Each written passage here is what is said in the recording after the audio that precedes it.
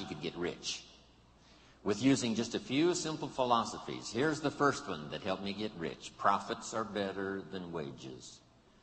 That changed my whole look at the economy, the look at myself, my paycheck. It was incredible.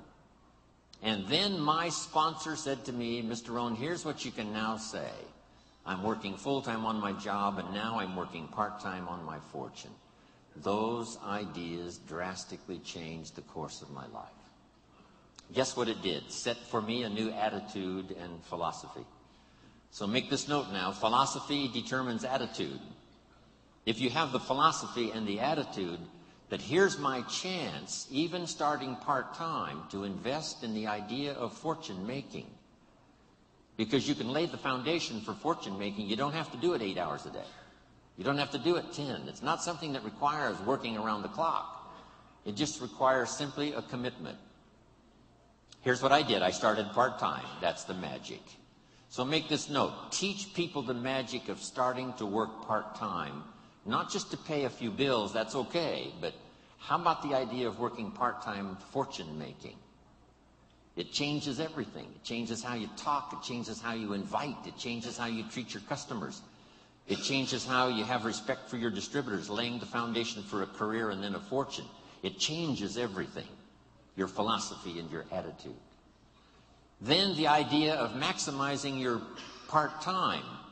Here's what I think I've discovered with those that have decided to work part-time. They've told us they were going to work 10, 15 hours a week, but here's what happens. They become part-time distributors.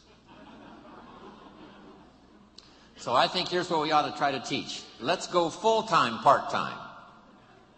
If you're going to dedicate 10 or 15 hours, a week to the business, just fill up those hours with activity and phone calls and flyers and on the internet. It doesn't matter what you do. Start making the contacts, but fill up that 10, 15 hours. Go full-time, part-time. And the appeal to do that is strong if the appeal is, I'm not just working to pay a few bills, that's okay. I'm not just working to become financially independent, that is great. I'm working to build a career and someday a fortune. Now here's what's exciting about being part-time. It isn't long until you'll be sitting in a class taught by millionaires. It's the most extraordinary part of Herbalife's value that we can give to someone who joins. You'll soon be taught by people who've become extraordinarily successful from every walk of life that you can possibly imagine. It's worth that alone to join Herbalife, just to get in on the training, to see if it won't affect your thinking, your philosophy, your attitude, and change your life.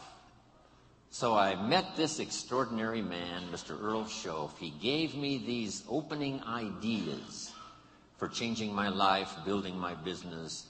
It was absolutely incredible. Then I was a distributor for 7 years.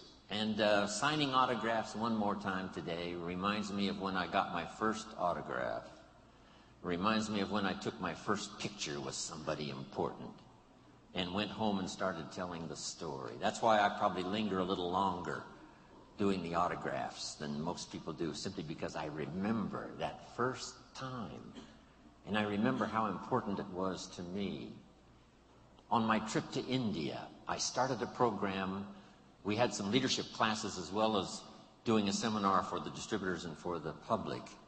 And I promised in the leadership classes that I would sign everybody's journal, not just the few who came up.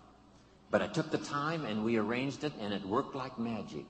A couple of rows at a time coming by. Sign, say hello, look them in the eye. Sign, say hello, look them in the eye. Everybody in the leadership classes.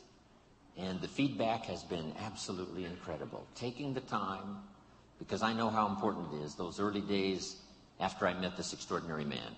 Then let's go about 27 years ago when I'm doing this little talk and seminar in Los Angeles, California, and in my audience is a young man, 19 years old. His name is Mark Hughes. What an extraordinary day that was. From the Girl Scout story, and then to meeting Mr. Schoaf and starting to change my life, for gaining the experience that was going to serve me well all of these years, then finally meeting Mark Hughes where I could make a deposit of my experience and life and heart and soul into something I believed in. Those were 3 extraordinary occasions. Then let me look back at just one more. When I first started traveling with Mark 21 years ago, I met with a group of distributors. I told them that I was an only child. I had no brothers and no sisters. And I always wanted to belong to a large family. So I asked those very first Herbalife distributors if they would adopt me into their family. They agreed to do so.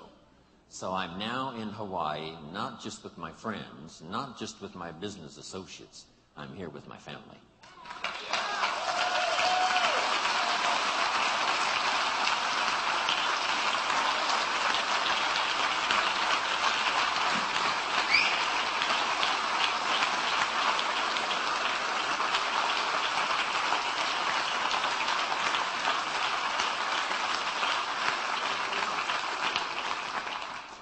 Now here's how the past becomes useful. Not to live in the past and not to dwell in the past, but to borrow the experience of the past, and then, here's the second part, invest them in the future. We sometimes make the comment, he has a wealth of experience. And see, experience is wealth. What we've been through is a treasure. What we now know is so vital, not just to ourselves and our families, but to the people we're going to meet in the future and the ones we've helped to change their lives up until now. So the past is valuable if you gather it up and invest it now into the future. That's part of our exercise here these 4 days, remembering the past, using it as an investment for the future. Now here's the second one. We look back, yes, but now we look ahead. We look back for experience and we look ahead for inspiration, setting our goals, your family goals, your business goals, the person you wish to become, the skills you wish to develop, the people you want to meet, the places you want to go, the experiences you want to have, building a financial wall around your family nothing can get through, the health you want, the person you wish to be. All of those goals are important. Here's what my mentor taught me when I was 25, for your notes. He said, if you have enough reasons, you can do the most incredible things. He says, Mr. Owen, I think you've got the experience and you've got the skills and you certainly have the desire. Here's what you might be lacking, a long enough list of reasons. Reasons that drive you, reasons that get you up a little extra early, reasons that keep you up a little extra late, reasons that make you a team player, reasons that make you solve the dilemma of your own challenges and then start helping somebody else with their challenges. Reasons. That's what makes the difference. In an Herbalife, we've got a lot of reasons based on our history and based on where we are. I think part of our reasons for the future is going to be just a little revenge. Right, John? A little revenge for the people who said we couldn't do it. For the people who said we wouldn't last through the 3 years of transition after Mark died. It's going to be such a delight when we get the report that we passed 2 billion, right? And we're going to get on the phone.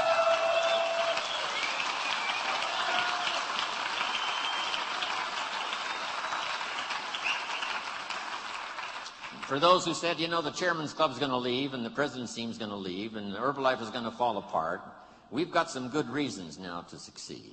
And for those who said we wouldn't make it this far, for those who said now that Mark is gone, the dream is gone, we just can't wait to get to the 2 billion. Then the 3 billion.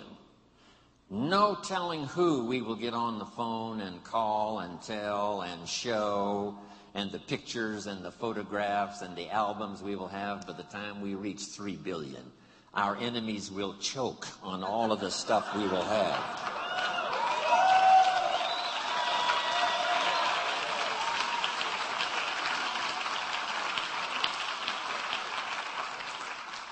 By the time we've gotten to 4 billion, all of your new homes and new cars and Ferraris and clothes and the vacations you've taken and the album and pictures you've collected over the years is going to be something awesome when we reach the 4 billion.